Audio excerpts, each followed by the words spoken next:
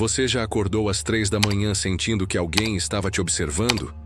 Já ouviu passos no andar de cima quando sabia que estava sozinho em casa? O que eu vou contar agora mudou para sempre a vida de 10 famílias. E pode mudar a sua também. Porque o que aconteceu nessas casas não deveria existir. Não deveria ser possível. Mas as provas estão aqui. E elas são aterrorizantes. Prepare-se para conhecer os 10 casos mais horripilantes de casas assombradas já documentados, com evidências que a ciência não consegue explicar. Se você tem medo do escuro, do silêncio da madrugada ou de ficar sozinho em casa, talvez seja melhor parar por aqui, porque depois de hoje você nunca mais vai olhar para a sua própria casa da mesma forma. Em 1986, a família Snedeker se mudou para uma casa vitoriana em Southington, Connecticut. Era perfeita demais para ser verdade. 2 andares, jardim espaçoso, aluguel barato. Carmen Snedeker, mãe de 4 filhos, pensou que finalmente tinha encontrado o lar dos seus sonhos. Mas quando abriu a porta do porão pela primeira vez, ela descobriu o motivo do preço tão baixo. A casa tinha sido uma funerária. No porão, ainda estavam os equipamentos de embalsamamento, as mesas de metal frio onde os corpos eram preparados, e um odor doce e nauseante que parecia estar impregnado nas paredes. Carmen sentiu um arrepio percorrer sua espinha, mas precisava daquela casa. Seu filho mais velho, Philip, estava fazendo quimioterapia, e eles não podiam se dar ao luxo de procurar outro lugar. Nas primeiras semanas, tudo parecia normal, até que Philip começou a ter pesadelos. Não eram pesadelos comuns. Eram visões de pessoas vestidas de preto, sussurrando seu nome no escuro. Ele acordava em pânico, suado, gritando que eles estavam vindo buscá-lo. Carmen e o marido pensaram que eram efeitos colaterais do tratamento. Como estavam enganados. A primeira prova física veio numa manhã de outono. Carmen desceu para fazer café e encontrou todas as gavetas da cozinha abertas. Todas. Como se alguém tivesse procurado algo durante a noite. Ela fechou tudo, pensando que talvez tivesse esquecido na noite anterior. Mas no dia seguinte aconteceu de novo. E no outro. E no outro. Então começaram os sussurros. Primeiro, Philip jurava ouvir vozes vindas do porão durante a madrugada. Depois, o filho do meio, Bradley, disse que alguém conversava com ele através das paredes. As vozes eram suaves, quase amorosas, mas diziam coisas terríveis. Prometiam que logo, muito logo, a família estaria reunida para sempre com os antigos moradores da casa. A situação escalou quando Carmen começou a encontrar objetos que não eram seus. Roupas antigas, fotografias em preto e branco de pessoas que ela nunca tinha visto e pequenos caixões de madeira, como aqueles usados para guardar cinzas de cremação. Eles apareciam nos quartos, na cozinha, até mesmo dentro do carro da família. O pior aconteceu numa noite de dezembro. Carmen acordou com o som de música vinda do porão. Era uma melodia lenta, melancólica, tocada num órgão antigo. Ela desceu as escadas, com o coração batendo descompassado, e encontrou Philip sentado no escuro, de costas para ela, completamente imóvel. Quando ela o chamou, ele não respondeu. Quando tocou seu ombro, ele estava gelado como gelo. Philip foi internado naquela mesma noite. No hospital, em delírio, ele contou aos médicos sobre os homens de preto que vinham buscá-lo toda a noite. Disse que eles prometiam que sua dor iria acabar para sempre, que ele não precisaria mais sofrer com o câncer. Mas primeiro, ele teria que trazer a família junto. A família Snedeker abandonou a casa 3 dias depois. Quando o dono do imóvel foi verificar a propriedade, encontrou algo que ninguém conseguiu explicar. No porão, gravado na parede de concreto com o que parecia ser sangue seco, estava escrito: "Bem-vindos para sempre." A casa foi demolida em 1992. Mas os vizinhos juram que até hoje, nas noites de lua nova, ainda se ouve música de órgão vinda do terreno vazio. Existem objetos que carregam histórias, móveis que absorvem emoções, joias que guardam segredos, Fotografias que capturam mais do que deveriam. Mas poucos objetos são tão poderosos e perigosos quanto espelhos antigos. A família Myrick descobriu isso da forma mais aterrorizante possível. Sarah Myrick herdou a casa da avó em Savannah, Geórgia, em 2003.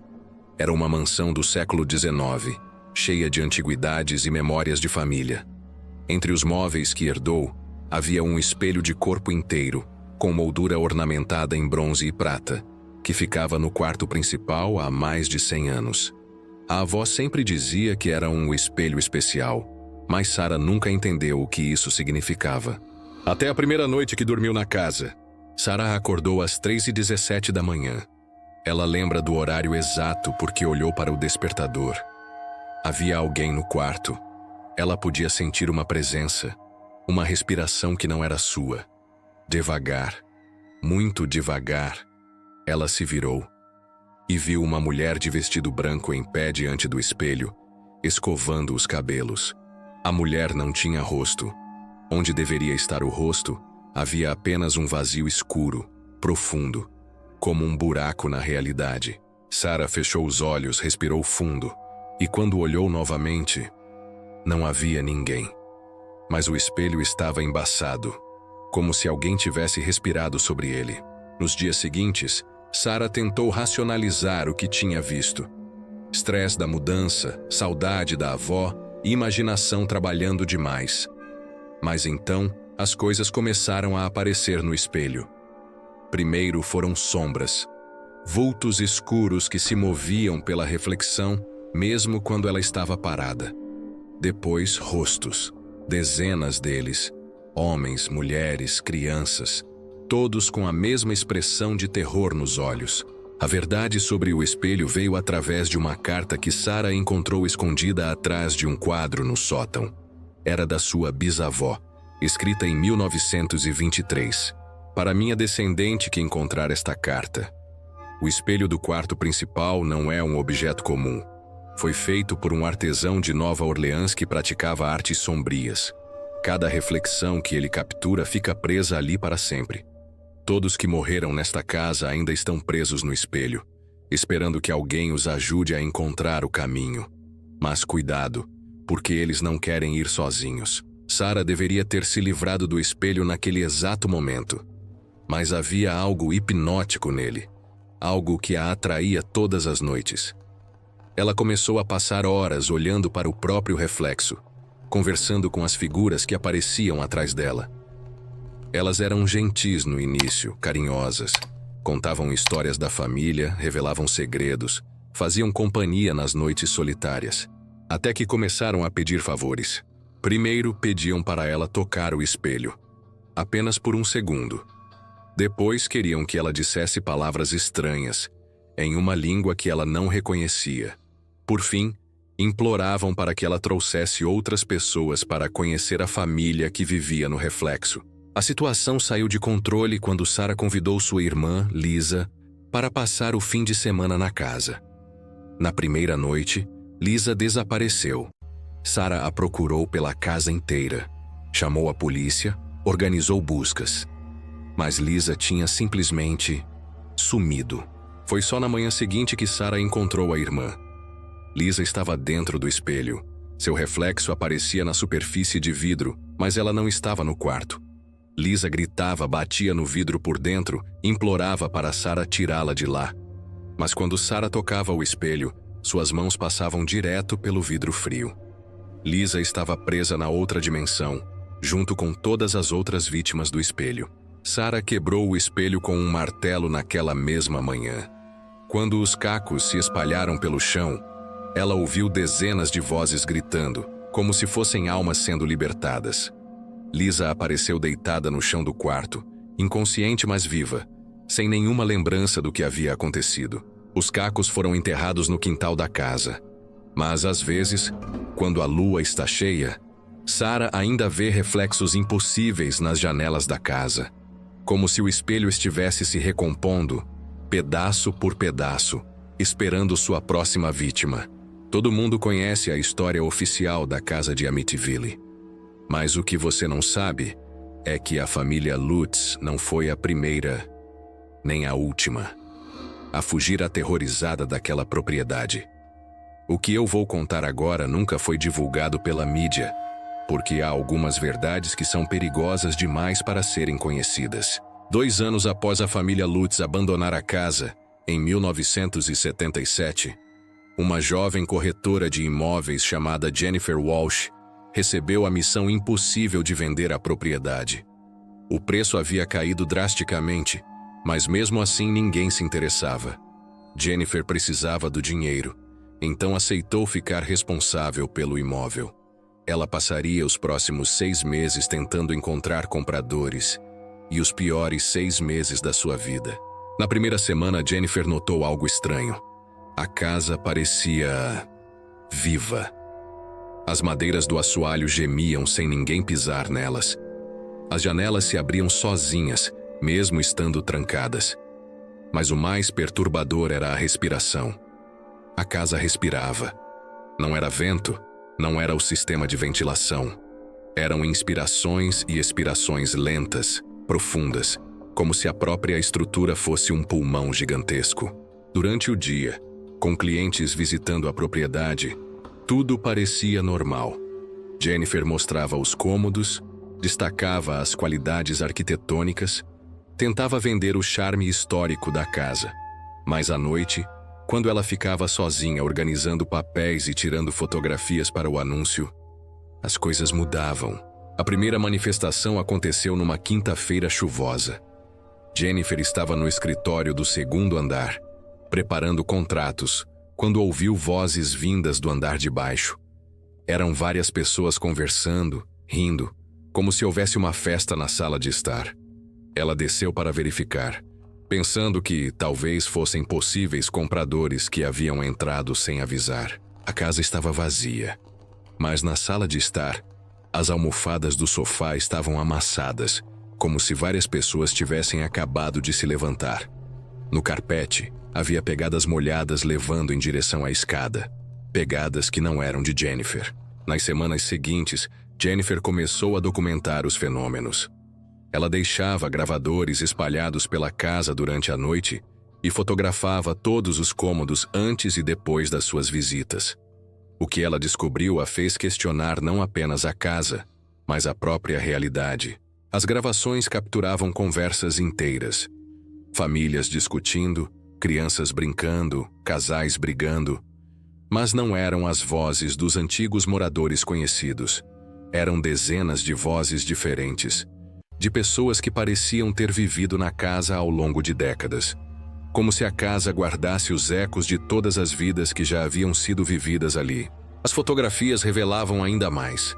Em imagens tiradas com apenas segundos de diferença, móveis mudavam de posição, sombras apareciam e desapareciam, e rostos surgiam refletidos em espelhos e janelas.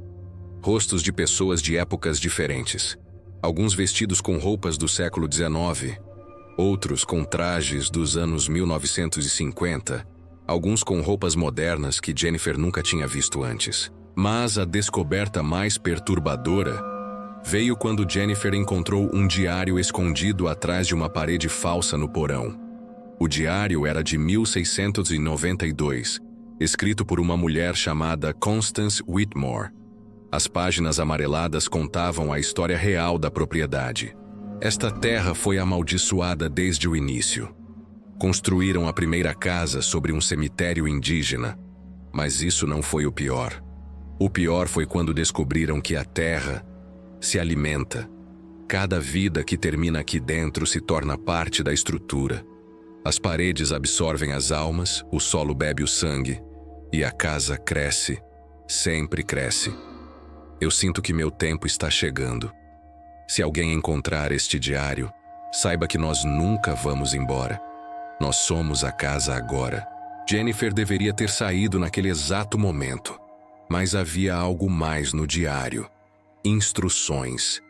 Constância havia descoberto uma forma de alimentar a casa temporariamente, mantendo-a saciada para que as almas presas pudessem descansar. O ritual era simples, mas exigia um sacrifício que Jennifer não estava preparada para fazer. Na última noite que passou na casa, Jennifer realizou o ritual. Ela precisava oferecer à casa algo que amava profundamente. Ela trouxe sua gata, Muffin, que havia criado desde pequena. Com lágrimas nos olhos, Jennifer deixou Muffin no centro da sala de estar e recitou as palavras do diário. A casa ficou em silêncio pela primeira vez em semanas. As paredes pararam de respirar. As vozes cessaram. Muffin desapareceu sem deixar rastros. Jennifer vendeu a casa na semana seguinte para uma família jovem com 2 filhos pequenos. Ela não contou sobre o diário, sobre o ritual, sobre nada do que havia descoberto. Ela precisava do dinheiro da comissão e acreditava que havia quebrado a maldição. 6 meses depois, Jennifer recebeu uma ligação. A nova família estava tentando vender a casa. Eles juravam que a casa respirava à noite. E havia uma gata fantasma que aparecia no porão, miando desesperadamente, como se estivesse tentando avisar sobre algo terrível que estava por vir. A casa continua de pé até hoje. Ela foi vendida e comprada 17 vezes nos últimos 40 anos. Nenhuma família consegue ficar mais de 1 ano. Porque a verdade é que você não pode alimentar algo que tem fome infinita. Você só pode alimentá-la, até ser sua vez de se tornar parte da próxima refeição. Há objetos que deveriam ter sido esquecidos no passado. Tecnologias que conectam lugares que nunca deveriam ser conectados.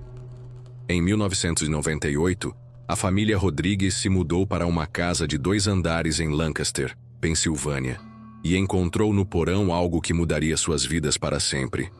Um telefone preto antigo, dos anos 1940, ainda conectado à parede por fios que desapareciam na escuridão. Maria Rodrigues, mãe de 3 filhos, pensou que fosse um charme retrô.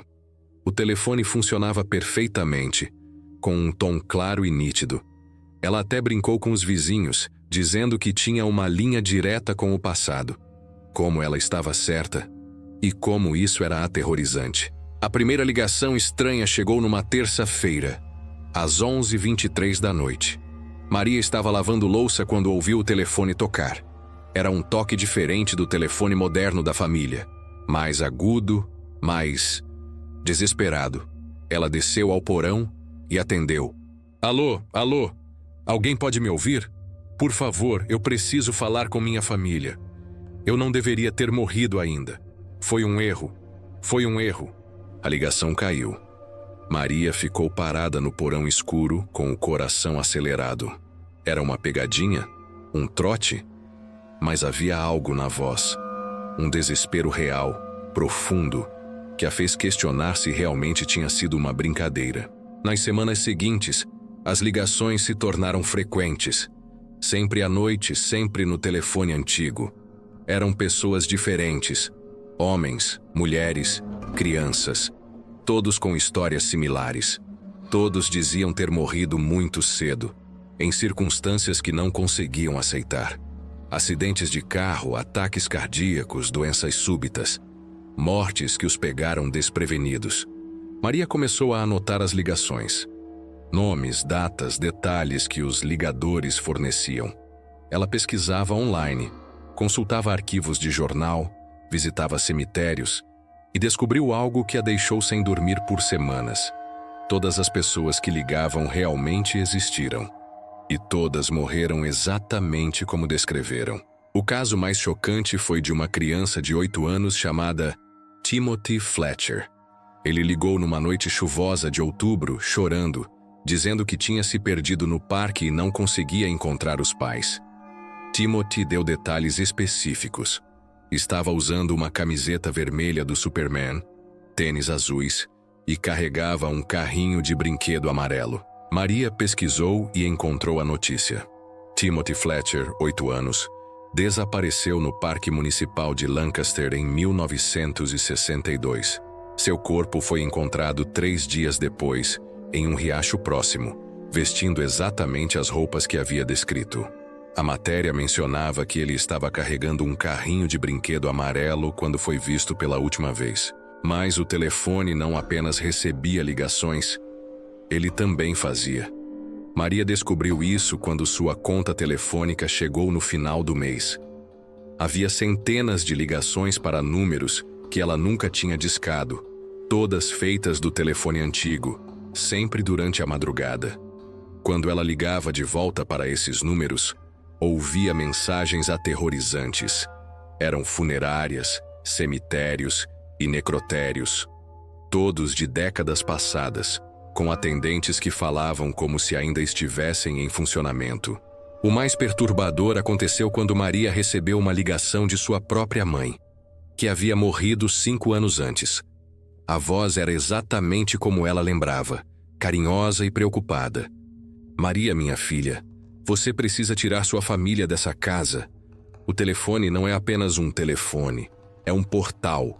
E tem coisas do outro lado que não deveriam ter acesso ao mundo dos vivos. Por favor, escute sua mãe mais uma vez. Maria desconectou o telefone naquela mesma noite.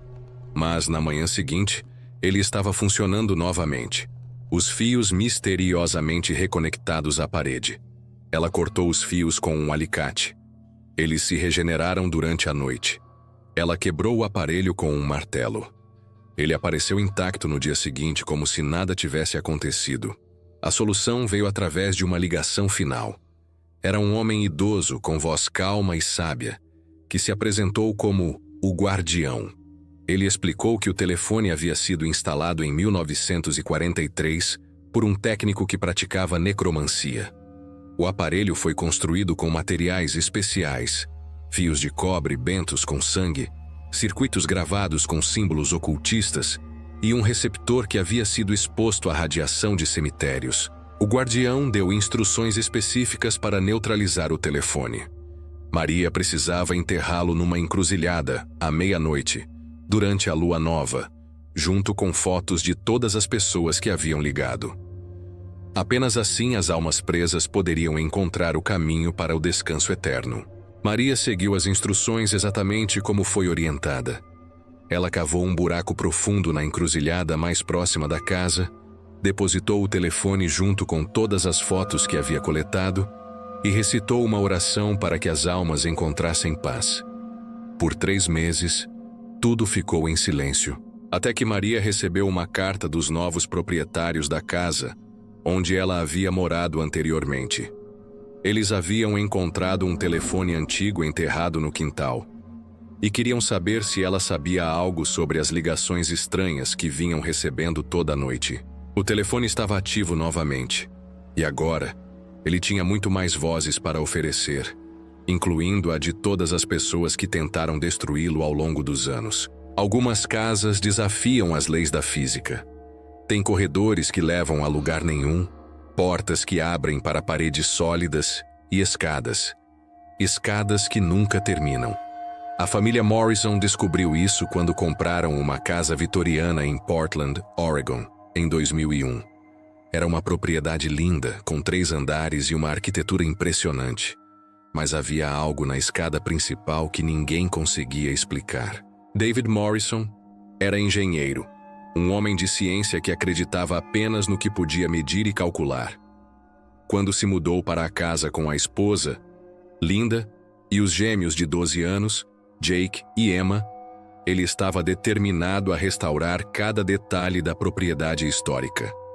A escada seria seu projeto pessoal. 47 degraus de carvalho maciço, corrimão entalhado à mão, uma obra de arte arquitetônica.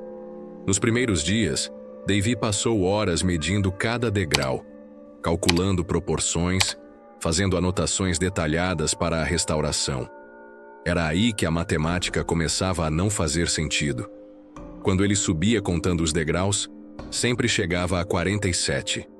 Quando descia contando, o número variava. Às vezes 48, às vezes 49. Uma vez chegou a 52. David refez as medições dezenas de vezes.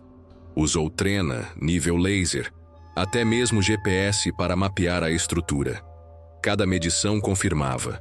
A escada tinha exatamente 47 degraus de altura uniforme. Mas a contagem manual nunca batia. Era como se a escada mudasse quando ninguém estava prestando atenção. A primeira anomalia séria aconteceu com Emma. Ela saiu do seu quarto no segundo andar para beber água na cozinha, desceu a escada normalmente e não chegou ao térreo. Linda encontrou a filha 3 horas depois, sentada no 13º degrau, chorando. Emma jurava que havia descido a escada inteira, mas sempre acabava no mesmo lugar, o 13º degrau. Era como se a escada a estivesse mantendo presa num loop infinito. David instalou câmeras de segurança em cada andar para monitorar a escada 24 horas por dia. O que as gravações revelaram o deixou sem palavras. Às vezes, as pessoas subiam a escada e desapareciam no meio do caminho, como se tivessem entrado numa dimensão paralela. Outras vezes, apareciam pessoas descendo que nunca tinham subido. Figuras sombrias, vestidas com roupas de épocas diferentes, que caminhavam pelos degraus e desapareciam ao chegar ao térreo. Mas o mais aterrorizante era o que acontecia durante a madrugada. Todas as noites, entre 2h30 e 3h15 da manhã, as câmeras captavam alguém subindo e descendo a escada continuamente. Passos ritmados, constantes, que duravam exatos 45 minutos. Mas nunca conseguiam ver quem era. Apenas sombras que pareciam se mover, independente de qualquer fonte de luz. Jake foi o primeiro a encontrar o homem da escada. Numa noite de tempestade, ele acordou com sede e desceu para a cozinha. No meio da escada estava um homem de terno preto, com um relógio de bolso nas mãos, contando os degraus em voz baixa. O homem olhou para Jake e sorriu. 47 subindo, 49 descendo. 52 se você não tomar cuidado. Você quer saber o segredo da escada, garoto? Ela não leva para onde você quer ir. Ela leva para onde você precisa estar. Jake correu de volta para o quarto sem olhar para trás. No dia seguinte, quando contou para a família, David verificou as câmeras de segurança. Às 2h47 da manhã, Jake aparecia descendo a escada, parava no meio, ficava parado conversando com... nada. Não havia nenhum homem de terno nas imagens. A verdade sobre a escada veio através de pesquisas nos arquivos históricos da cidade. A casa havia sido construída em 1889 por um matemático chamado Professor Edmund Blackwood, que era obcecado com geometria não euclidiana e dimensões paralelas. Blackwood acreditava que poderia criar um portal doméstico, uma estrutura que conectasse sua casa com outros planos de existência. Nos diários de Blackwood, encontrados após sua morte misteriosa em 1892, ele descrevia experimentos com arquitetura impossível. Ele havia incorporado cálculos complexos na construção da escada, usando proporções matemáticas que dobravam o espaço sobre si mesmo. O objetivo era criar uma escada que levasse não apenas a outros andares, mas a outras realidades. O experimento foi bem-sucedido. Perigosamente bem-sucedido. A escada se tornou um ponto de convergência dimensional, um lugar onde diferentes versões da realidade se sobrepunham. As pessoas que se perdiam na escada não estavam realmente perdidas. Estavam sendo transportadas para versões alternativas da casa, onde viviam outras versões da família Morrison. David descobriu isso quando encontrou seu próprio diário escrito por outra versão de si mesmo. As páginas estavam espalhadas pelo sótão, com sua própria letra, mas contando uma história diferente. Nesta versão, ele era viúvo. Linda havia morrido num acidente de carro, e ele morava sozinho na casa com as crianças. O diário falava sobre como Jake e Emma frequentemente visitavam mamãe, subindo a escada especial. A família Morrison não conseguiu consertar a escada. Ela estava funcionando exatamente como o professor Blackwood havia planejado. Eles se mudaram depois de 6 meses, mas antes de partir, David deixou um aviso gravado numa tábua de madeira, escondida atrás do corrimão. Para quem encontrar este aviso, a escada não é uma escada comum. Ela conecta todas as versões possíveis desta casa em todas as realidades possíveis. Se você subir, pode não voltar para a mesma versão da sua vida. Se você descer, pode encontrar pessoas que você ama, mas que morreram na sua realidade. E se você contar os degraus, Nunca conte até o final, porque depois do último degrau, há sempre mais um, e esse leva para um lugar de onde você nunca vai conseguir voltar. A casa foi vendida 14 vezes desde então. Todas as famílias relatam o mesmo problema com a escada, e todas partem deixando pelo menos um membro da família para trás, perdido em alguma versão alternativa da casa, caminhando eternamente pelos degraus infinitos, procurando o caminho de volta para casa. Nova Orleans é uma cidade construída sobre mistérios, onde o véu entre o mundo dos vivos e dos mortos sempre foi mais fino. Em 2004, a antiquária Celeste Beauregard herdou uma casa no French Quarter que havia pertencido à sua tia-avó, uma mulher excêntrica conhecida por sua coleção de bonecas antigas. Celeste pensou que poderia transformar a propriedade numa loja de antiguidades. Mas as bonecas tinham outros planos. A casa estava repleta de bonecas. Centenas delas, de todas as épocas e estilos. Bonecas de porcelana vitorianas com vestidos de renda, bonecas de pano dos anos 1920 com sorrisos bordados, bonecas de plástico dos anos 1950, com cabelos perfeitamente penteados. Elas ocupavam cada cômodo, sentadas em cadeiras, dispostas em estantes, algumas até mesmo dormindo em camas pequenas especialmente feitas para elas. A tia-avó, Madame Evangeline, havia deixado um caderno detalhado sobre cada boneca, seus nomes, suas histórias, suas personalidades. Celeste riu quando leu as anotações. A velha senhora realmente acreditava que as bonecas eram vivas. Havia instruções específicas. Lily não gosta de ficar sozinha, sempre deixe outra boneca por perto. Margaret fica com ciúme se outras bonecas recebem mais atenção. Nunca, em hipótese alguma, mova Annabelle do seu lugar na sala de estar. Celeste ignorou as instruções. Afinal, eram apenas bonecas. Ela começou a reorganizar a coleção, separando as peças mais valiosas para a venda, guardando as menos interessantes no sótão. Foi quando os problemas começaram. Na primeira noite após a reorganização, Celeste acordou com sons vindos do andar de baixo. Eram passos pequenos, delicados, como de criança caminhando na ponta dos pés. Ela desceu para investigar e encontrou todas as bonecas que havia movido de volta em suas posições originais. Celeste assumiu que havia cometido um erro de memória. Talvez tivesse deixado as bonecas nos lugares certos sem perceber. Mas na segunda noite, ela teve certeza. Antes de dormir, Celeste fotografou cada cômodo, documentando a posição exata de cada boneca. Na manhã seguinte, verificou as fotos. 12 bonecas haviam mudado de lugar, todas voltando para suas posições originais, conforme descrito no caderno da tia-avó. O que Celeste não sabia era que Madame Evangeline não colecionava bonecas. Ela colecionava almas.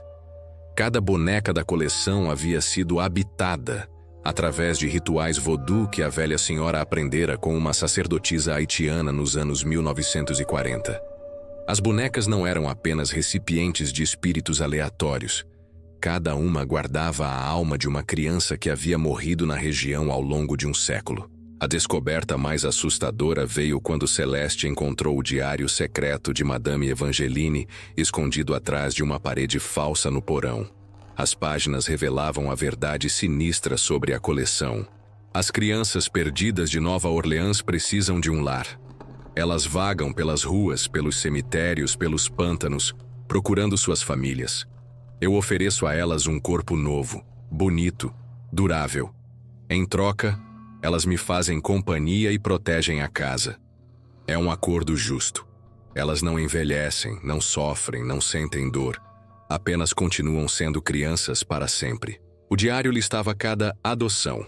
Marie Claire, 6 anos, morta de febre amarela em 1892, agora habitando uma boneca de porcelana francesa.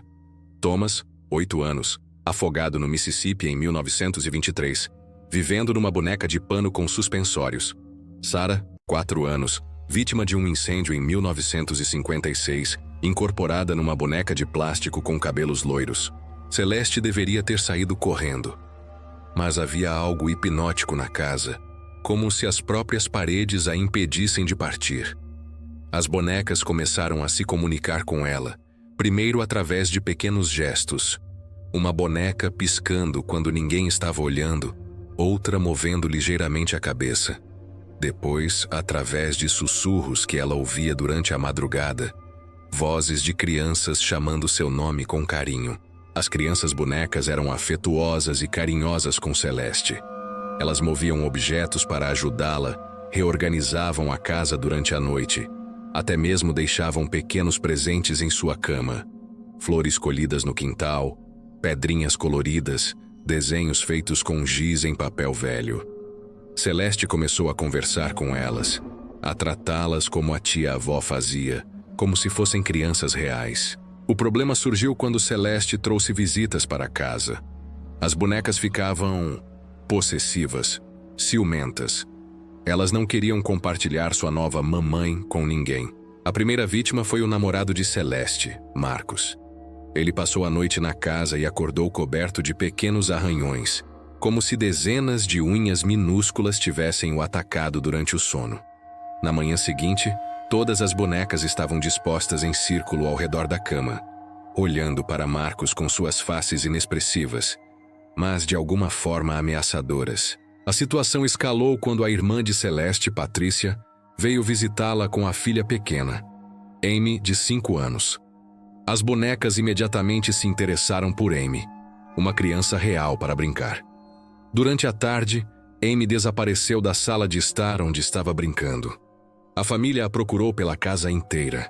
Chamou a polícia, organizou buscas. Encontraram Amy 3 dias depois, sentada no meio da coleção de bonecas no sótão, completamente imóvel, com os olhos vazios, como se sua alma tivesse sido sugada do corpo. Amy estava viva, respirando, mas não respondia a nenhum estímulo. Os médicos não conseguiram explicar sua condição. Ela havia entrado numa espécie de catatonia profunda. Foi então que Celeste percebeu. Havia uma boneca nova na coleção.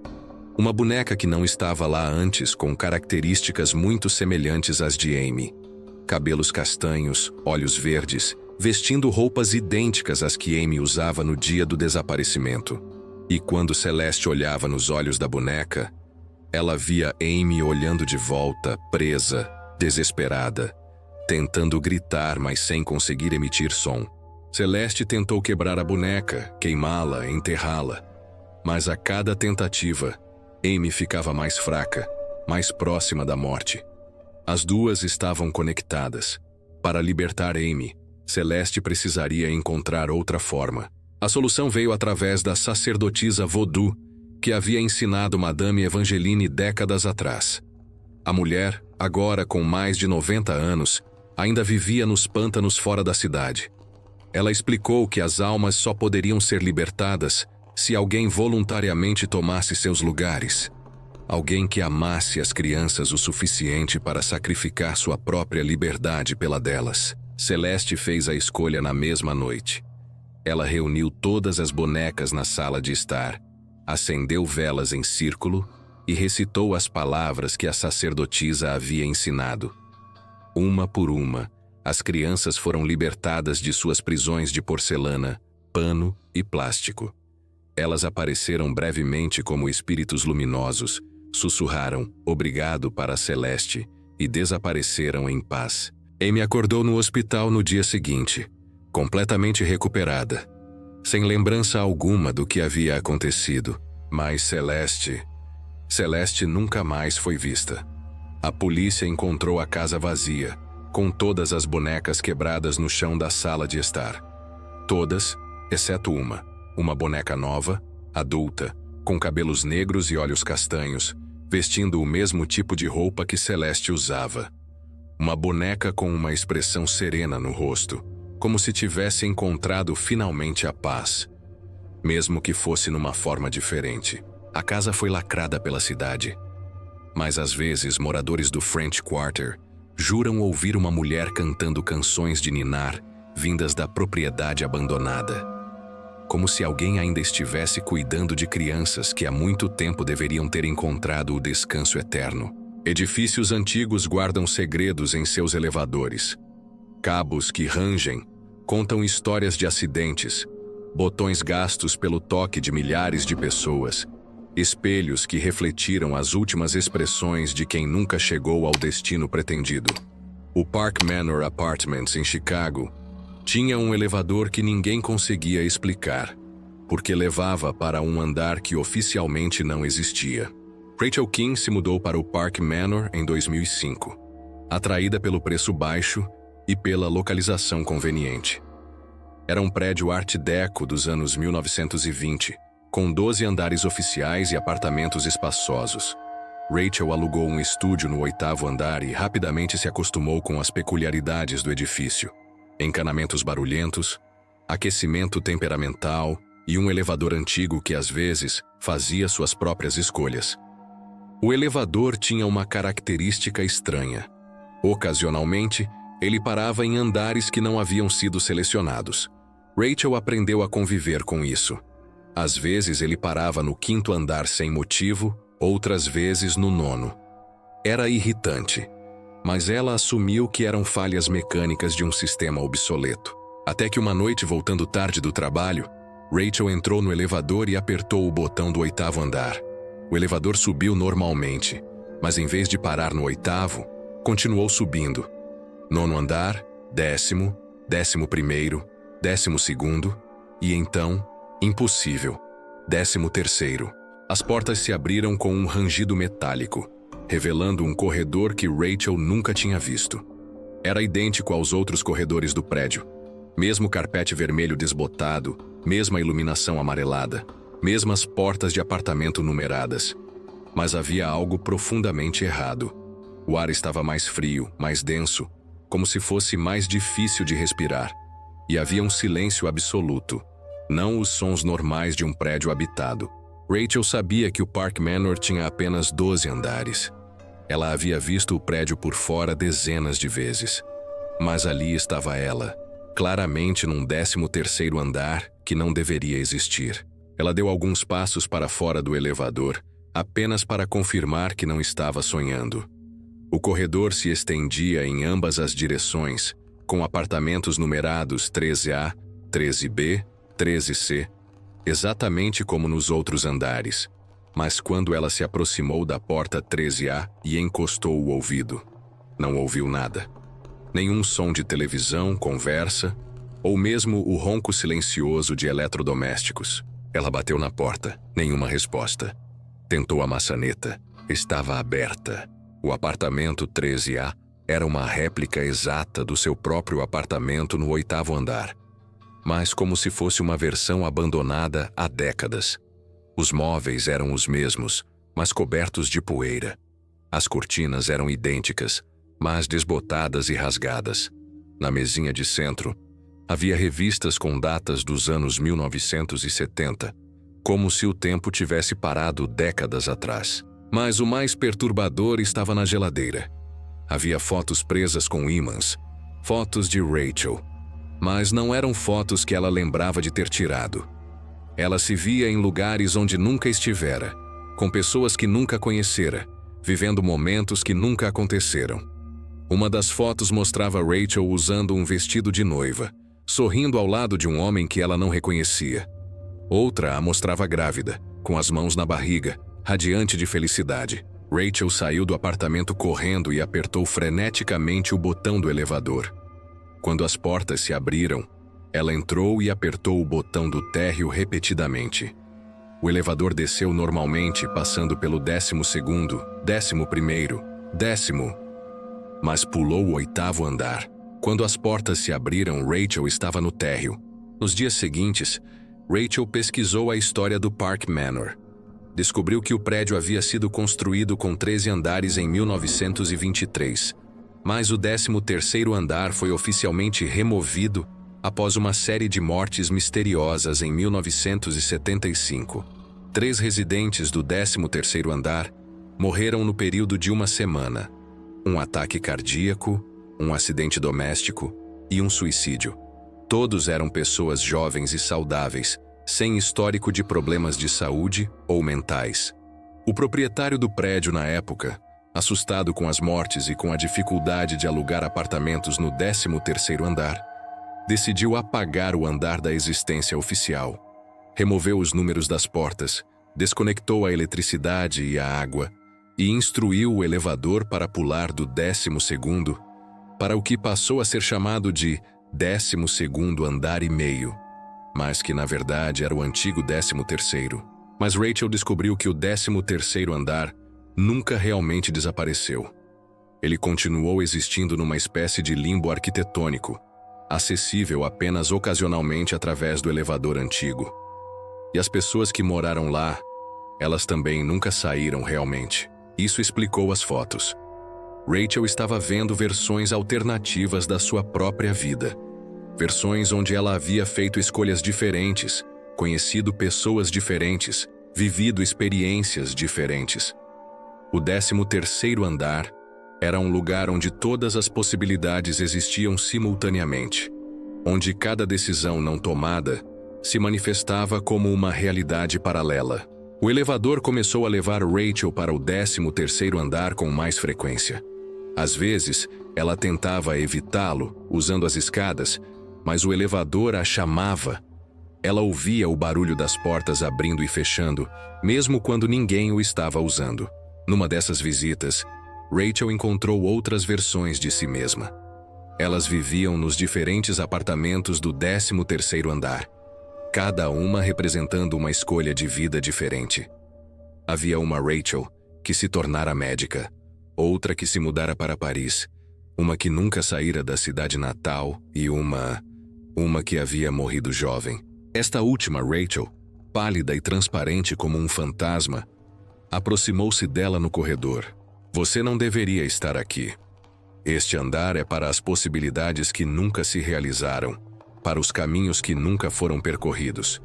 Quanto mais tempo você passar aqui, mais você vai se tornar como nós, presas entre o que foi e o que poderia ter sido. Rachel tentou parar de usar o elevador, mas ele tinha outros planos. Uma noite, ela acordou e se viu dentro do elevador, subindo para o 13º andar sem lembrar de ter entrado. Estava sonambulando, ou o elevador a estava coletando durante o sono. No 13º andar, ela encontrou seu apartamento, o apartamento 13H, sendo preparado para sua chegada. Havia roupas no armário que combinavam perfeitamente com seu estilo, comida na geladeira que eram seus pratos favoritos, até mesmo livros na estante que ela sempre quis ler, mas nunca teve tempo. Rachel percebeu que o elevador não a estava levando para visitar o 13º andar. Estava a preparando para se mudar permanentemente para lá. Cada visita fazia com que ela se sentisse mais desconectada da realidade do 8º andar, mais atraída pela vida que poderia ter vivido no 13º. Ela conseguiu escapar apenas porque tomou uma decisão drástica. Mudou-se do Park Manor na mesma semana, sem sequer esperar o fim do contrato de aluguel. Perdeu o depósito calção, mas salvou sua alma. 6 meses depois, Rachel soube que uma nova inquilina havia alugado seu antigo apartamento. A mulher ligou para Rachel algumas semanas depois, confusa, dizendo que o elevador às vezes a levava para um 13º andar que não deveria existir, e que havia encontrado alguns pertences de Rachel esquecidos num apartamento idêntico ao dela, mas num andar impossível. Rachel nunca mais voltou ao Park Manor, mas às vezes, quando está em outros elevadores, em outros prédios, ela sente uma vertigem familiar quando as portas se fecham, como se houvesse sempre a possibilidade de que, desta vez, o elevador decidisse levá-la para um andar que não existe, onde todas as vidas que ela não viveu estão esperando pacientemente por sua chegada. Há piscinas que refletem mais do que o céu. Espelhos de água que mostram não apenas o presente, mas ecos do passado e sombras do futuro. A família Henderson descobriu isso quando comprou uma casa com piscina em Sedona, Arizona, em 2007. Era uma propriedade dos sonhos. Casa moderna no deserto, vista para as montanhas vermelhas, e uma piscina cristalina que parecia flutuar na paisagem. O que eles não sabiam era que a água guardava memórias. Memórias que não deveriam ser vistas pelos vivos. Mark Henderson era corretor de imóveis bem-sucedido que comprou a casa como investimento e refúgio familiar. Sua esposa, Jennifer, e os filhos adolescentes, Tyler e Madison, ficaram encantados com a propriedade. A piscina era o ponto focal, uma obra de arte aquática com bordas infinitas que criavam a ilusão de que a água se estendia até o horizonte. Nos primeiros meses tudo era perfeito. A família passava tardes inteiras na piscina, nadando, relaxando, aproveitando o sol do Arizona. Mas Jennifer foi a primeira a notar que havia algo estranho com os reflexos na água. Nos primeiros meses tudo era perfeito. A família passava tardes inteiras na piscina, nadando, relaxando, aproveitando o sol do Arizona. Mas Jennifer foi a primeira a notar que havia algo estranho com os reflexos na água.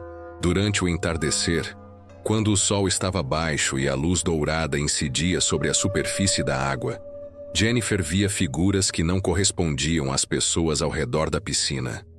Eram sombras de pessoas nadando, mergulhando, brincando na água. Mas quando ela olhava para cima, só via sua própria família.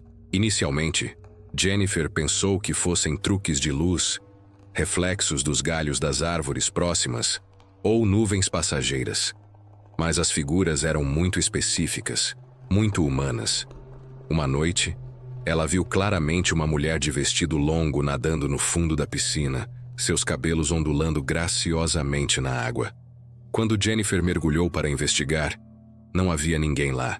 A verdade sobre a piscina começou a se revelar quando Tyler trouxe uma câmera subaquática para fotografar peixes no fundo. As fotos revelaram algo impossível. Nas imagens, apareciam dezenas de pessoas na piscina, de épocas completamente diferentes. Homens de terno dos anos 1950, nadando com mulheres de vestidos de banho vintage. Crianças brincando com roupas de banho dos anos 1970. Adolescentes dos anos 1990, fazendo competições de mergulho. Mark levou as fotos para um especialista em fotografia, pensando que poderia ser algum defeito da câmera ou problema de revelação digital.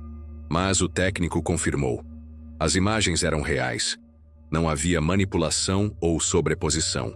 Pessoas reais haviam sido fotografadas na piscina, mesmo que fossem invisíveis a olho nu. A pesquisa histórica da propriedade revelou a explicação. A casa havia sido construída em 1952 por um empresário de Hollywood, que a usava para festas extravagantes. A piscina era o centro social da propriedade, onde centenas de pessoas celebraram, nadaram e se divertiram ao longo de 5 décadas. 5 pessoas também morreram na piscina. 2 por afogamento acidental, 1 por ataque cardíaco durante uma festa e 2 por overdose de drogas nos anos 1970. Mas a piscina não apenas mostrava o passado, ela também revelava o futuro. Madison descobriu isso quando estava nadando sozinha numa tarde de sábado. Ela mergulhou e, quando abriu os olhos debaixo d'água, viu a si mesma como adulta, nadando na mesma piscina.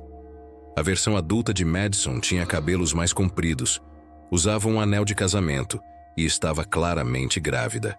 Quando Madison subiu para respirar e contou para a família, eles riram, achando que era imaginação adolescente. Mas na semana seguinte, Tyler teve uma experiência similar. Ele viu a si mesmo como um homem mais velho, calvo, nadando com crianças pequenas que pareciam ser seus filhos. Uma versão futura de si mesmo que Tyler não reconhecia completamente. As visões do futuro se tornaram mais específicas e mais perturbadoras. Jennifer viu a si mesma como uma mulher idosa, sozinha na piscina, claramente enlutada, nadando devagar e com dificuldade. Mark viu sua própria morte. Ele se viu tendo um ataque cardíaco na borda da piscina, enquanto Jennifer gritava por ajuda. A família tentou ignorar as visões, mas elas se tornaram impossíveis de evitar. A piscina estava ativa constantemente, mostrando passado, presente e futuro simultaneamente. Era como se a água tivesse se tornado um portal temporal, um lugar onde todas as eras da casa existiam ao mesmo tempo. O ponto de virada veio quando Madison viu algo que não deveria ver: sua própria morte. Na visão, Ela se via como uma jovem de 20 anos, afogando-se na piscina durante uma festa. Ela via seus próprios pais desesperados tentando salvá-la. Via os paramédicos chegando tarde demais. Via seu próprio funeral. Madison ficou tão traumatizada com a visão que se recusou a entrar na água novamente. Mas as visões não pararam. Agora elas aconteciam mesmo quando a família estava fora da piscina. Apareciam nos reflexos das janelas da casa, nas superfícies espelhadas dos banheiros, até mesmo em copos de água. Mark consultou especialistas em fenômenos paranormais, físicos quânticos, até mesmo xamãs nativos americanos da região. Uma das explicações mais convincentes veio de um professor de física teórica da Universidade do Arizona. A piscina estava localizada sobre uma anomalia geomagnética natural, combinada com altas concentrações de quartzo nas rochas de Sedona. Esta combinação poderia, teoricamente, criar um espelho temporal, um lugar onde diferentes momentos no tempo se sobrepunham. Mas a explicação científica não resolvia o problema prático. Como viver numa casa onde você constantemente vê visões do seu próprio futuro, incluindo sua própria morte? A família tentou cobrir a piscina, esvaziar a água, até mesmo enchê-la com areia. Mas as visões continuaram. Era como se a memória da água estivesse impregnada na estrutura da piscina, independente da presença física de água. A solução final foi drástica. Eles destruíram completamente a piscina. Quebraram o concreto, removeram todos os materiais e construíram um jardim zen no local. Por alguns meses, as visões pararam. Mas na primavera seguinte, quando regaram o jardim pela primeira vez, as visões voltaram. Agora apareciam nas poças de água da irrigação, nas gotas de chuva acumuladas nas plantas, em qualquer superfície de água que se formasse no local onde antes estava a piscina. A família Henderson vendeu a casa 6 meses depois. Eles não contaram ao comprador sobre a piscina temporal. Legalmente, não eram obrigados a divulgar atividade paranormal. A nova família construiu uma piscina nova no exato mesmo local. Mark ainda recebe ligações ocasionais dos novos proprietários. Eles relatam reflexos estranhos na água, visões de pessoas que não estão lá e uma sensação perturbadora de que a piscina lhes mostra coisas que ainda não aconteceram, mas que inevitavelmente vão acontecer. Porque há algumas verdades sobre o tempo que não deveriam ser conhecidas. E há alguns espelhos que refletem muito mais do que queremos ver. Algumas casas são construídas com mais do que madeira e pregos. São construídas com memórias, impregnadas com as emoções de todos que já viveram entre suas paredes. A velha casa de fazenda em Stowe, Vermont, que a família Garrett comprou em 2009, não apenas guardava memórias, ela as revivia, obrigando cada novo morador a experimentar ecos vívidos de vidas que não eram suas. Daniel Garrett era escritor em busca de inspiração e tranquilidade quando encontrou a propriedade. Uma casa de fazenda de 1847, isolada em 40 acres de floresta, com preço suspeitosamente baixo. Sua esposa, Helena, artista plástica, ficou encantada com a luz natural que entrava pelas janelas antigas. Para seus filhos gêmeos de 10 anos, Sophie e Oliver, era uma aventura. Uma casa de verdade, com um sótão, porão e espaços infinitos para explorar. Nas primeiras semanas, a família se apaixonou pela propriedade. Daniel encontrou sua criatividade renovada. Helena pintou suas melhores obras em anos, e as crianças desenvolveram uma independência saudável, explorando a natureza ao redor. Mas então, começaram os episódios de memória. O primeiro aconteceu com Helena. Ela estava pintando na sala de estar numa manhã ensolarada quando, de repente, viu a sala com móveis completamente diferentes. Não eram alucinações. Ela podia tocar os móveis, sentir a textura de tecidos que não estavam lá momentos antes. A sala havia se transformado numa versão de si mesma dos anos 1920, com poltrona de veludo, piano de cauda e fotografias em molduras de prata. Helena viu uma mulher de vestido longo bordando perto da janela, humming suavemente uma melodia que Helena não reconhecia. A mulher olhou para Helena, Sorriu calorosamente e disse: "Que bela pintura, querida. Você tem um dom maravilhoso. Esta casa sempre foi lar de artistas. Nós nos atraímos mutuamente." O episódio durou exatos 15 minutos. Então, gradualmente, os móveis antigos desapareceram. A mulher se dissolveu como névoa, e Helena se viu sozinha novamente na sala moderna, com sua tela pela metade e pincéis na mão. Daniel teve uma experiência similar alguns dias depois. Enquanto escrevia em seu escritório, o ambiente se transformou numa versão dos anos 1950. Ele viu um homem de meia-idade, de óculos e suspensórios, digitando furiosamente numa máquina de escrever antiga. O homem parou, olhou para Daniel e disse: As palavras fluem melhor nesta casa. Sempre fluíram. As paredes absorveram cada história já contada aqui, cada poema já escrito, cada sonho já sonhado. Você vai escrever sua obra-prima aqui, assim como eu escrevi a minha." Intrigado, Daniel pesquisou a história da casa. Descobriu que a propriedade realmente havia sido lar de diversos artistas ao longo dos anos. O primeiro proprietário era um poeta transcendentalista dos anos 1850, seguido por um compositor nos anos 1920, um romancista nos anos 1950 e uma família de pintores nos anos 1980. Cada morador havia criado algumas de suas melhores obras na casa, e todos haviam partido em circunstâncias misteriosas. As crianças também começaram a ter episódios. Sophie viu a casa como era nos anos 1800, com crianças de roupas de época brincando nos mesmos quartos onde ela dormia. Oliver presenciou a casa nos anos 1960, com adolescentes ouvindo música em vitrolas e dançando na sala de estar. As experiências eram tão vívidas que as crianças começaram a falar sobre seus amigos de outras épocas, como se fossem parte da família, mas os episódios se tornaram mais intensos e mais longos. Em vez de 15 minutos, duravam horas. A família começou a perder a noção de qual era seu tempo real e quais eram as memórias da casa. Daniel se viu escrevendo numa máquina de escrever que não possuía, usando palavras num estilo que não era seu. Helena pintou quadros com técnicas que nunca aprendera, em estilos de décadas que não viveu. O mais preocupante era que eles começaram a se lembrar de coisas que nunca haviam vivido. Daniel lembrava de conversas com editores dos anos 1950, de reviews de livros que nunca escreveu, de um prêmio literário que nunca ganhou. Helena se lembrava de exposições de arte nos anos 1980, de críticos elogiando pinturas que não reconhecia como suas, de um romance com um homem que nunca conheceu. A situação se tornou perigosa quando as crianças começaram a confundir suas próprias identidades. Sophie acreditava ser uma menina chamada Mary, que havia vivido na casa nos anos 1890, recusando-se a responder pelo próprio nome e falando com sotaque de época.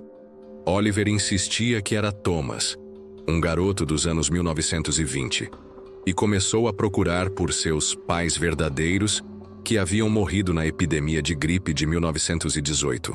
Daniel encontrou a explicação no sótão, numa caixa de documentos deixada pelo último proprietário. Era um relatório psiquiátrico de 1987, detalhando o que havia acontecido com a família anterior. Paciente: Margaret Whitfield, 34 anos. Sintomas: confusão de identidade temporal, memórias falsas de períodos históricos que não viveu, perda progressiva da personalidade original. A paciente acredita ter vivido múltiplas vidas na mesma propriedade, manifestando personalidades de diferentes épocas. Recomendação: remoção imediata do ambiente que está causando os episódios dissociativos. O relatório explicava que a casa havia absorvido tantas emoções intensas, tantas experiências criativas, tantas vidas apaixonadas, que se tornara uma espécie de arquivo emocional vivo. A madeira, as pedras, até mesmo o ar dentro da casa estavam impregnados com as memórias psíquicas de todos os antigos moradores. A casa não estava assombrada no sentido tradicional. Não havia fantasmas ou espíritos malignos. Em vez disso, Ela era como uma esponja dimensional que havia absorvido a essência de todos que já viveram ali. E agora estava vazando essas memórias de volta para a realidade, forçando os novos moradores a experienciar ecos de vidas passadas. Daniel tentou queimar tudo que pudesse estar infectado com memórias, móveis antigos, papéis, até mesmo tábuas do assoalho original. Mas as memórias não estavam nos objetos. Estavam na própria estrutura da casa, nas vigas de madeira que haviam absorvido décadas de emoções, nas pedras da fundação que haviam sido testemunhas de incontáveis histórias humanas. O ponto crítico veio quando Daniel se viu escrevendo sua própria vida como ficção, incapaz de distinguir entre suas experiências reais e as memórias absorvidas de outros escritores que haviam vivido na casa. Helena pintou um autorretrato, mas quando terminou, era o rosto de uma mulher que ela nunca havia sido, de uma época que nunca vivera. A família não conseguiu simplesmente sair da casa. A cada tentativa de partir, eles se sentiam fisicamente doentes, como se estivessem sendo separados de parte de si mesmos. A casa havia se tornado parte de suas identidades, e suas identidades haviam se tornado parte da casa. A salvação veio através de um xamã nativo americano que Helena encontrou numa galeria de arte local. O homem idoso, de nome Joseph Duas Águias, reconheceu imediatamente o que estava acontecendo.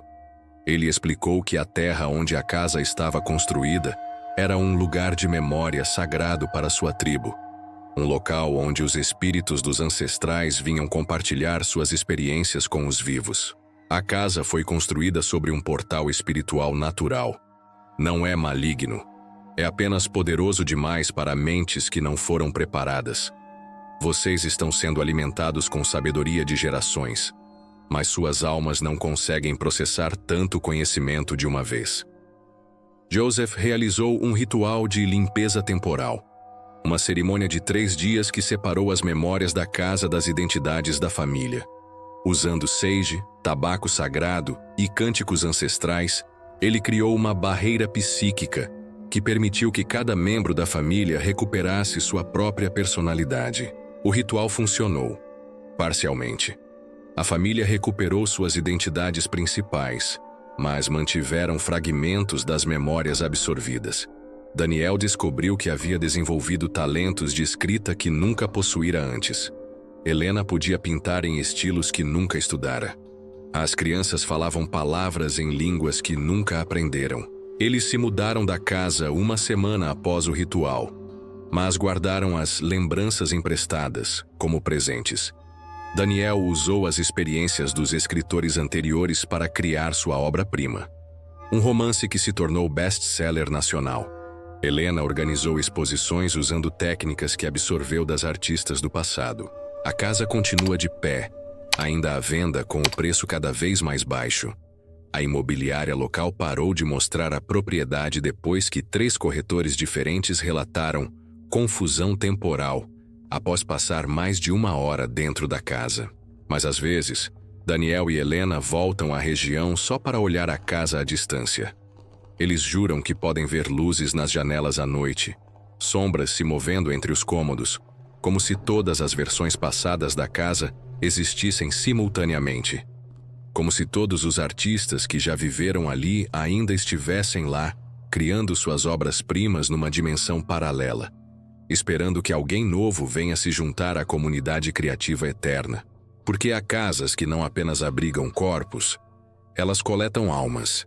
E uma vez que você fez parte de uma dessas casas, uma parte sua sempre pertencerá a ela, não importa para onde você vá. Chegamos ao último caso, o mais perturbador de todos. Porque esta não é apenas a história de uma casa assombrada. É a história de uma casa que assombra de volta. Uma propriedade em Salem, Massachusetts, que não apenas abriga o paranormal, ela o multiplica infinitamente, criando versões sem fim de seus próprios horrores. Em 2012, o antiquário Marcus Valle herdou uma mansão vitoriana no distrito histórico de Salem.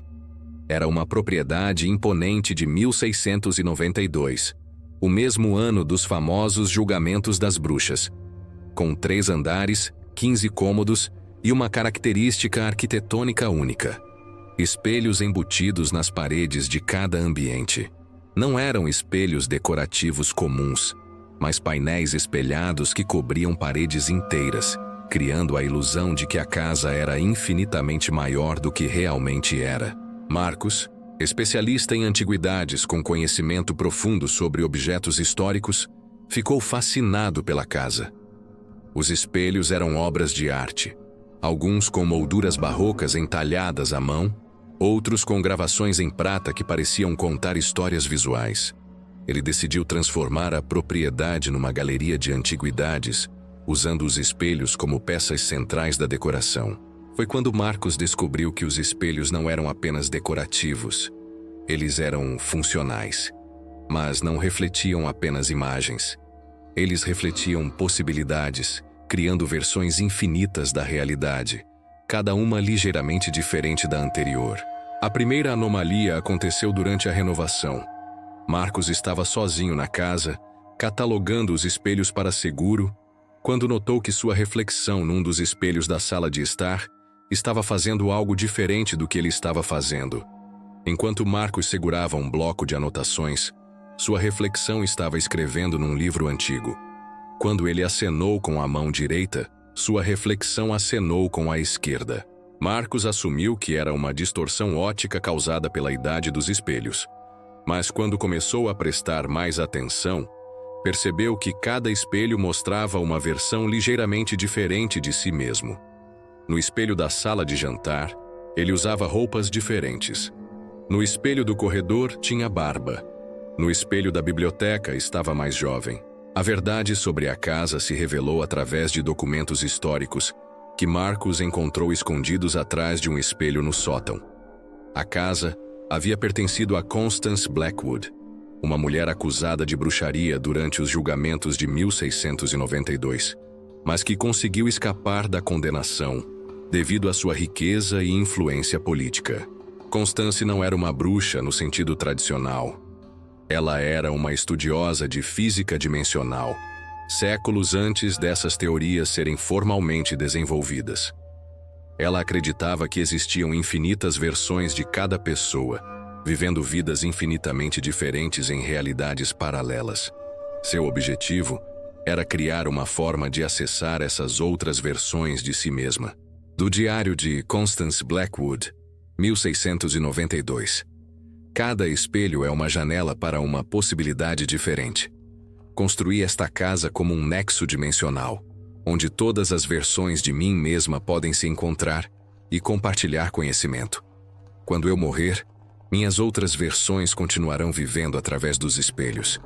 E qualquer um que entrar nesta casa poderá acessar suas próprias possibilidades infinitas. Marcos deveria ter parado de ler nesse ponto, mas havia mais. O problema com possibilidades infinitas é que algumas delas são indesejáveis. Para cada versão de mim que é sábia e gentil, existe uma que é cruel e perigosa. Para cada possibilidade luminosa, há uma sombria. Os espelhos não escolhem qual versão mostrar. Eles mostram todas. E, eventualmente, as versões sombrias tentam trocar de lugar com as luminosas. Marcos rapidamente descobriu o que isso significava. As outras versões de si mesmo, visíveis nos espelhos, começaram a se comunicar com ele. Algumas eram versões positivas. Marcos, que havia se tornado médico, professor, artista renomado. Mas outras eram perturbadoras. Marcos, que havia se tornado criminoso. Marcos, que havia machucado pessoas. Marcos, que havia feito escolhas terríveis. E todas essas versões queriam trocar de lugar com ele. O primeiro sinal de perigo veio quando Marcos acordou numa manhã e se viu usando roupas que não lembrava de ter vestido. Quando verificou os espelhos, viu que uma das versões sombrias de si mesmo estava sorrindo, como se tivesse conseguido assumir o controle durante a noite. Marcos tentou cobrir os espelhos, mas eles resistiam. As cobertas caíam durante a noite. Os panos se rasgavam misteriosamente, e tinta jogada sobre as superfícies simplesmente desaparecia. Os espelhos queriam permanecer ativos, queriam continuar mostrando as possibilidades infinitas. A situação saiu de controle quando outras pessoas começaram a visitar a casa. Cada visitante se via nos espelhos de formas diferentes, e algumas das versões eram monstruosas. A sobrinha de Marcus, uma menina de 8 anos chamada Lucy, viu uma versão de si mesma nos espelhos que tinha olhos completamente negros e sorria de forma predatória. Esta versão sombria de Lucy começou a fazer gestos ameaçadores através do vidro, como se estivesse planejando algo terrível. Marcus percebeu que os espelhos não apenas mostravam possibilidades alternativas, eles estavam permitindo que essas possibilidades começassem a vazar para a realidade principal. As versões sombrias das pessoas estavam ganhando poder, influenciando o comportamento de suas contrapartes reais. A solução final exigiu um sacrifício que Marcus não estava preparado para fazer. Ele descobriu, através dos últimos escritos de Constance, que a única forma de fechar os portais dimensionais era que alguém entrasse voluntariamente nos espelhos e assumisse o papel de guardião, mantendo as versões sombrias presas do outro lado. Marcus fez a escolha na véspera do Halloween de 2013. Ele se colocou diante do espelho principal da sala de estar, o maior e mais antigo de todos, e recitou as palavras que Constance havia deixado registradas. Uma por uma, ele coletou todas as versões sombrias de si mesmo, absorvendo-as em sua própria personalidade. O preço foi sua sanidade. Marcus ainda existe. Você pode vê-lo nos espelhos da casa, caminhando pelos corredores infinitos do outro lado do vidro. Mas ele não é mais completamente o Marcus original. Ele é uma fusão de todas as suas possibilidades, boas e ruins, mantendo as versões perigosas sob controle, através de sua própria prisão dimensional. A casa foi doada para a cidade de Salem e transformada num museu. Os visitantes podem ver os espelhos, mas eles foram desativados. Mostram apenas reflexões normais. Quase sempre. Mas às vezes, quando a luz está certa e o visitante olha com atenção suficiente, ele pode ver Marcus do outro lado do vidro, acenando calmamente, sorrindo com conhecimento de todas as possibilidades que poderiam ter sido. E ocasionalmente, muito ocasionalmente, os visitantes veem versões de si mesmos que prefeririam nunca ter conhecido. Porque a verdade mais aterrorizante sobre casas assombradas não é que elas abrigam fantasmas do passado, é que elas revelam fantasmas do futuro. Fantasmas de quem poderíamos nos tornar, de escolhas que poderíamos fazer, de versões de nós mesmos que existem em realidades que nunca deveríamos conhecer. Essas 10 casas continuam de pé.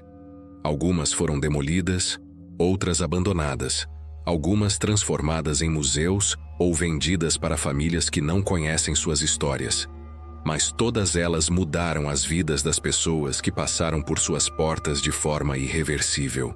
A verdade sobre casas assombradas não é que elas são habitadas pelos mortos. É que elas são vivas. Vivas de uma forma que não compreendemos. Conscientes de uma maneira que a ciência ainda não consegue explicar. Elas não apenas abrigam fenômenos paranormais. Elas os criam, os nutrem, os multiplicam. E talvez a pergunta mais importante não seja por que algumas casas são assombradas, mas sim, como sabemos que a nossa não é? Porque após ouvir essas histórias, quando você for dormir hoje à noite em sua própria casa, você vai prestar atenção aos sons que sempre estiveram lá. O rangido da madeira se acomodando, o sussurro do vento nas janelas, os ecos quase imperceptíveis de todas as vidas que já foram vividas entre essas paredes. E você vai se perguntar: quantas outras versões de você mesmo estão olhando de volta através dos espelhos da sua casa? Quantas memórias suas paredes já absorveram? E se sua casa começasse a respirar durante a noite, você perceberia? Se essas histórias te tocaram, se você reconheceu algo familiar nelas, se você já teve experiências que não consegue explicar na sua própria casa, você não está sozinho.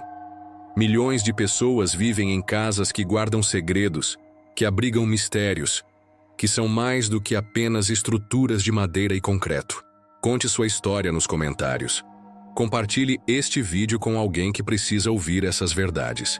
E se inscreva no canal, mas só se tiver coragem de descobrir que outros segredos estão escondidos nas sombras da realidade. Porque algumas verdades sobre nossas casas, sobre nossas vidas, sobre nós mesmos, só podem ser reveladas quando temos coragem suficiente para olhar além do que parece normal. Doces sonhos, se conseguirem dormir depois de hoje.